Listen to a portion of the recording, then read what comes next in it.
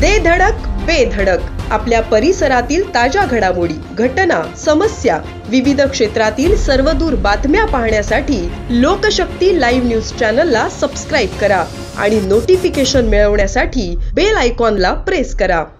म्हसळा तालुक्यात विंचूदंश झालेला 4 वर्षाचा मुलगा ग्रामीण रुग्णालयात उपचारादरम्यान दगावला आहे।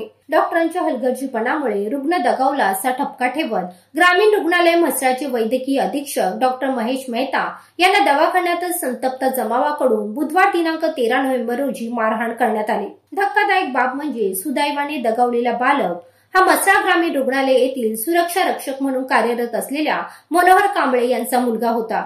4 वर्षाचा मिहीर कांबळे याला मंगळवारी 12 नोव्हेंबर रोजी दुपारी 2 वाजण्याच्या दरम्यान राहत्या घराच्या अंगणात विंचूदंश झाला होता। त्याला उपचारासाठी ग्रामीण रुग्णालय म्हसळा येथे दाखल करण्यात आले होते। त्याच्यावर डॉक्टर पवन यादव हे उपचार करीत होते। मात्र या दरम्यान येथील दुसरे डॉक्टर महेश मेहता यांना मनोहर कांबळे यांनी त्यांच्या मुलास तपासण्याची विनंती केली।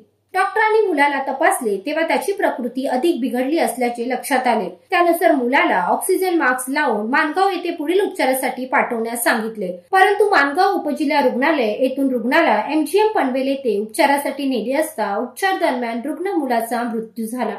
यानंतर रुग्णाचे वडील हे ग्रामीण रुग्णालय येथे कार्यरत असल्याने रुग्णांच्या नातेवाईकांना शासकीय मदत मिळेल या हेतूने मुलाचे शवविच्छेदनासाठी ग्रामीण रुग्णालय म्हसळा येथे आणण्यात आले। त्याचवेळी मृतदेहासोबत आलेल्या जमावाने रुग्ण दगावल्याचा ठपका ठेवत डॉक्टर महेश मेहता याला मारहाण करण्यास सुरुवात केल्याचे डॉक्टरांनी सांगितले। मुलाच्या मृत्यूला ग्रामीण रुग्णालयातील डॉक्टरच जबाबदार असल्याचा ठपका ठेवत मनोहर कांबळे यांनी म्हसळा पोलीस ठाण्यात तक्रार नोंदवली आहे।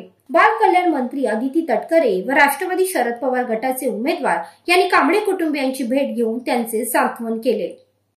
लोकशक्ती लाईव्ह साठी निकेश कोपचा, म्हसळा।